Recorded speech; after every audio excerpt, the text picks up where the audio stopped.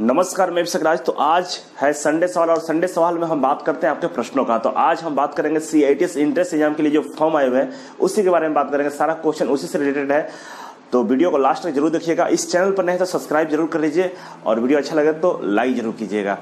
तो video start करने से पहले आपको बता दूं कि अगर आपके दिल में या आपके पास कोई क्वेश्चन हो जो CITS एडमिशन से रिलेटेड या CITS से फॉर्म भरते समय कुछ परेशानी आ रहा हो, तो आप जो नंबर मैं बोल रहा हूँ उस पर कॉल करके अच्छा से जानकारी ले सकते हैं। जो पहला नंबर है वो है 9968301148। दूसरा नंबर है 7015127126 और तीसरा नंबर है 8289008918। और स्क्रीन पे ये सारे नंबर आपको दिख रहे होंगे। ये सारे इसी नंबर पे, ये तीनों नंबर पे कॉल करके आप इसका जानकारी ले सकते हैं। और इस एक ईमेल आईडी है nimmi.onlineadmission@gmail.com। ये ईमेल आईडी है, इस पे आप मैसेज करके इसका जानकारी प्राप्त कर सकते हैं।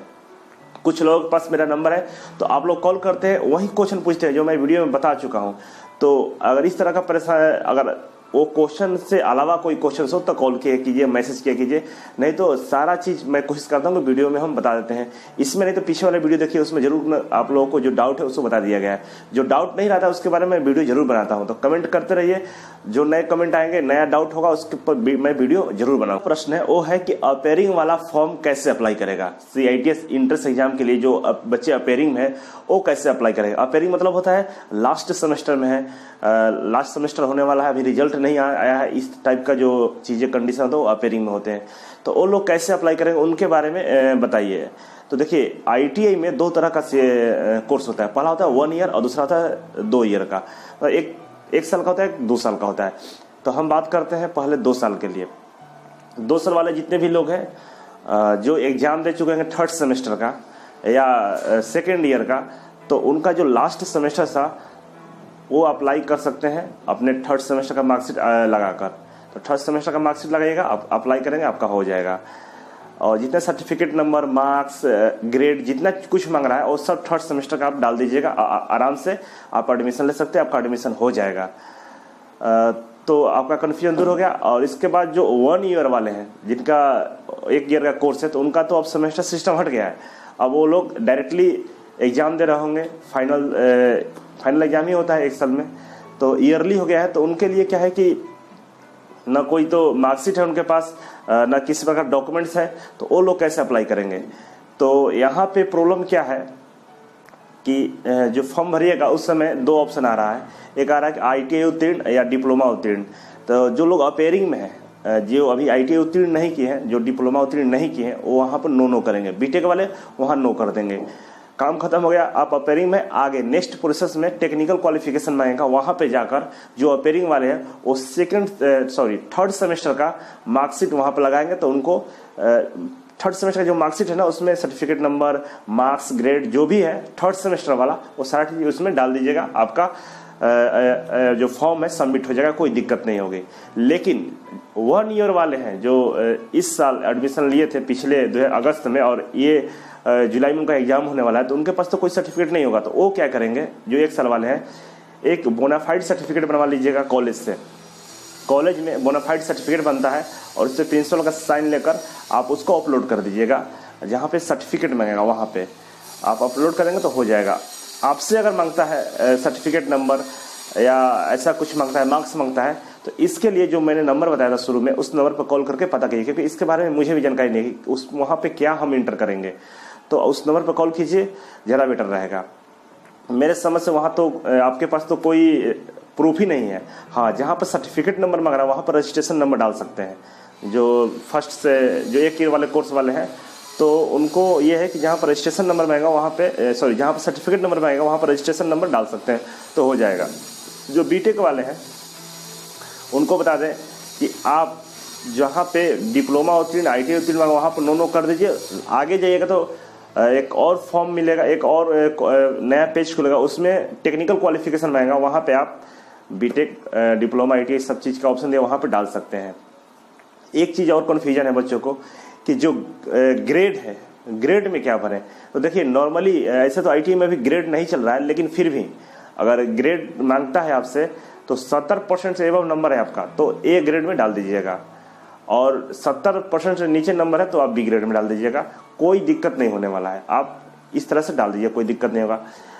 कहीं कहीं 75% पे ए ग्रेड दिया जाता है, 75% से आपको ए ग्रेड दिया जाता है, उससे नीचे वाले को बी दिया जाता है। तो वहाँ पे ए और ए प्लस होता है और बी प्लस होता है, इस तरह से होता है। तो यहाँ पे सीधे ए और बी पूछ रहा है, तो आप 70 से है 70 से ज़्यादा परसेंट है आपका, तो आप ए ग्रेड डाल दीजिएगा, 70 से नीचे वाले बी डाल देंगे और 60 से नीचे वाले सी ग्रेड डाल देंगे। वो है कि फोटो के साथ साइन अपलोड कैसे करना है। तो आपको यहाँ पर ध्यान देना होगा, फोटो विथ साइन लिखा हुआ है, मतलब फोटो के ऊपर साइन नहीं देना है, फोटो के साथ में साइन देना है। विथ मतलब क्या होता है, साथ, फोटो के साथ साइन। तो मतलब क्या कीजिएगा, फोटो को लेकर और साइन अपना साइन कर दीजिएगा एक पेज पे, वहां पे फोटो रखकर स्कैन कर लीजिएगा, दोनों एक साथ स्कैन कर लीजिएगा और अपलोड कर दीजिएगा, अपलोड हो जाएगा। तो 40 KB में शायद मांग रहा है, तो ज़्यादा परेशान नहीं होना है। जो साइबर कैफे या खुद से भी कंप्यूटर के प्रिंट में जाकर वहाँ पे स्कैन कर लीजिएगा आप, मतलब छोटा सा साइन कर लीजिएगा, फोटो के नीचे साइन को रख दीजिएगा, पेज पे साइन को करके उसको फाड़ लीजिएगा छोटा सा कॉलम में, वहाँ फोटो के नीचे जस्ट सटा के रख दीजिएगा और स्कैन करा लीजिएगा और क्रॉप करके अपलोड कर दीजिएगा, हो जाएगा। तो फोटो के साथ साइन है। कुछ लोग कंफ्यूज है कि फोटो के ऊपर साइन करना है, ऐसा नहीं है, फोटो के ऊपर साइन नहीं करना है, फोटो के साथ साइन चाहिए, अलग से साइन लगा दीजिएगा, उसमें हो जाएगा, कोई दिक्कत नहीं होगी। इसके बाद कास्ट सर्टिफिकेट की बात कर रहे हैं। बहुत सारे लोग जो कंफ्यूजन है कि कास्ट सर्टिफिकेट कौन सा देना है, स्टेट गवर्नमेंट का या सेंट्रल गवर्नमेंट का। तो आपको ये बता दें कि जो CITS कोर्स होता है ना, सेंट्रल गवर्नमेंट कराती है, और सेंट्रल गवर्नमेंट के अंदर में जो जितने लोग रिजर्वेशन के अंदर आते हैं उनको ये मिलता है रिजर्वेशन। तो कास्ट सर्टिफिकेट इसीलिए जरूरी है। आप बहुत सारे स्टेट में अलग अलग कास्ट के लोग अलग अलग रिजर्वेशन मिलते हैं, लेकिन सेंट्रल गवर्नमेंट में उनका रिजर्वेशन नहीं होता है, इसीलिए आप कोशिश कीजिएगा सेंट्रल गवर्नमेंट का रिजर्वेशन सर्टिफिकेट लगाइएगा। लेकिन एक चीज और है कि जो कॉलेज जिस स्टेट में है वहाँ के स्टेट वाला भी चलेगा। जैसे यूपी के लोग हैं और यूपी के IIT लखनऊ और ATI कानपुर में फॉर्म अप्लाई कर रहे हैं, तो यूपी का कास्ट सर्टिफिकेट लाएंगे, उनको वहाँ पे मान्य होगा। लेकिन बिहार के जो है वो चाहेंगे हम कोलकाता और कानपुर में बिहार का जो कास्ट सर्टिफिकेट है वो लगा दें, तो वो मान्य नहीं होगा। इसीलिए OBC सर्टिफिकेट होता है, सेंट्रल गवर्नमेंट का सर्टिफिकेट आप वहाँ पे अप्लाई कर सकते हैं। तो जो अदर स्टेट वाले हैं, जिस स्टेट में ATI नहीं है, वहाँ अप्लाई नहीं कर रहे हैं अपने स्टेट में, अपने स्टेट से बाहर अप्लाई कर रहे हैं, वहाँ पे सेंट्रल गवर्नमेंट का सर्टिफिकेट आपको लगाना होगा। तो इस चीज़ को ध्यान रखिएगा, नहीं तो आप वहाँ से भी लौटाए जा सकते हैं जब एडमिशन होगा। इसके बाद नेक्स्ट है कि SC BT वाले अप्लाई कैसे करेंगे, ये भी प्रश्न पूछा गया है। तो SC BT के लिए मैं तो बार बार बोलता हूँ कि SC BT CITS नहीं कर सकता, लेकिन एक ही कंडीशन है, वो CITS अगर करना चाहता है तो उसके लिए एक कंडीशन दिया गया है। कंडीशन ये कि वो अप्रेंटिसशिप किया है तभी कर सकता है। मतलब SC BT से अगर आपने ITI किया है और CITS कोर्स करना चाहते हैं तो आपको पहले अप्रेंटिसशिप करना होगा। बहुत सारे लोग जो अप्रेंटिसशिप कर चुके हैं तो वो डायरेक्टली अप्लाई कर दीजिए। एक चीज़ और है कि SC BT वाले से पूछ रहा है वहाँ पे कि NC BT या SC BT, जबकि अप्रेंटिसशिप कर चुके हैं। तो SC BT डालिएगा, आपका सर्टिफिकेट पूछ रहा है कि आप किस तरह से ITI किए, NC BT से किया है SC BT से, आप वहाँ SC BT कीजिए, कोई दिक्कत नहीं है। लेकिन आपको अप्रेंटिस किए हैं तो बिल्कुल 100% एडमिशन हो जाएगा। SC BT से दिक्कत नहीं है, दिक्कत है कि आपको अप्रेंटिसशिप होना चाहिए। आप अप्रेंटिसशिप किए हैं तो आप निश्चित तौर पे CITS में एडमिशन ले सकते हैं, तो इसमें कन्फ्यूजन नहीं होना है। नेक्स्ट जो क्वेश्चन है कि मॉक टेस्ट क्या होता है। मॉक टेस्ट के बारे में वहाँ दिया हुआ है कि 17 से लेकर 30 मई के बीच में मॉक टेस्ट स्टार्ट होगा, तो आप इंतजार कीजिए इस दिन का। मॉक टेस्ट का मतलब ये होता है कि एक टेस्ट आपसे लिया जाएगा, आप टेस्ट देंगे, किस तरह से क्वेश्चन पूछे जाते हैं, किस तरह से ऑनलाइन एग्जाम होगा इत्यादि के बारे में वहाँ पे एक टेस्ट आएगा। उस टेस्ट को देना है। नॉर्मली वो आपके सब्जेक्ट से क्वेश्चन नहीं होंगे, वो ऐसे नॉर्मल क्वेश्चन होते हैं जो पता नहीं किस ट्रेड से होते हैं, ऐसा कुछ नहीं होता है, टेक्निकल होता है, लेकिन उससे का कोई मतलब नहीं है। आप ओपन कीजिएगा, टेस्ट दे के देख लीजिएगा कि वहाँ पे उसी तरह से क्वेश्चन आएंगे, उसी तरह फॉर्मेट में आएंगे, ऑनलाइन वैसे ही रहेंगे। वो बताने के लिए मॉक टेस्ट होता है। तो ये सारी जानकारी आपको देना चाह रहे थे। फॉर्म आप लोग फिल कर रहे होंगे, जो भी प्रॉब्लम आ रही है तो स्क्रीन पर जो नंबर दिख रहा है इस पर कॉल कीजिए और पता कीजिए और उन लोगों से पूछिए ये क्वेश्चंस कि कैसे होगा। थोड़ा सा पेशेंस रखिएगा, ये DGT है, बार बार गलती करता है, हर बार कुछ ना कुछ प्रॉब्लम लेकर आता है। इस बार फॉर्मेट नया कर दिया है फॉर्म का, पिछले बार ऐसा नहीं था और इसके वजह से ही प्रॉब्लम आ रही है। और कुल मिलाकर जो आप ट्रेड और कोर्स करने के लिए सिलेक्ट कर रहे हैं सोच समझ के कीजिएगा कि आपको उस कॉलेज में जाकर पढ़ना ही पड़ेगा। 80% अटेंडेंस जरूरी भी होता है, तो क्लास करना होगा, ये माइंड में सेटअप कर लीजिएगा। हॉस्टल वगैरह सब फ्री मिलते हैं। जो चार्जेस है आपको दिख रहा होगा, फॉर्म का जो चार्ज है 500 रुपये है और OBC SC ST के लिए 300 रुपये है। लेकिन वहाँ पर पढ़ाई करने के लिए मान के चलिए कि पर सेमेस्टर 1600 रुपये। सेमेस्टर तो हट गया, अब ईयरली हो गया है, तो 3 से 4000 के बीच में कॉस्ट पड़ेगा। जो ITOT है, जो स्टेट गवर्नमेंट का कॉलेज है, उसमें 10,000 के आसपास फी आपको लगेगा, और जो प्राइवेट कॉलेज है उसमें 50,000 के आसपास फी लगेगा। इस तरह से फी देना होगा। और एक चीज़ और है कि बहुत सारे लोग कमेंट किए हैं कि आप जो 25 नंबर का नॉन टेक्निकल पार्ट है उसके पढ़ा दीजिए। तो ठीक है, मैं उसके लिए रेडी हूँ। 1 तारीख का इंतजार कीजिए, 1 मई से लेकर 30 मई के बीच में हम इसको अच्छे से आप लोगों को पढ़ा देंगे।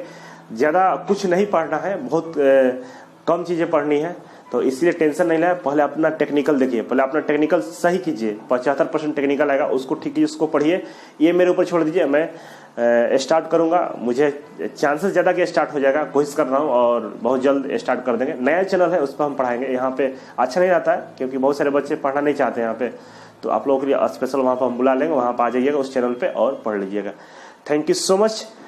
अभी भी आपके पास डाउट है, फिर भी अगर डाउट है तो कमेंट कीजिए, और वीडियो को शेयर कर दीजिएगा, लाइक जरूर कीजिएगा, और सब्सक्राइब करिए चैनल पर नए हैं तो। फिर मिलते हैं आपसे एक नई वीडियो, एक नई जानकारी के साथ। तब तक के लिए नमस्कार।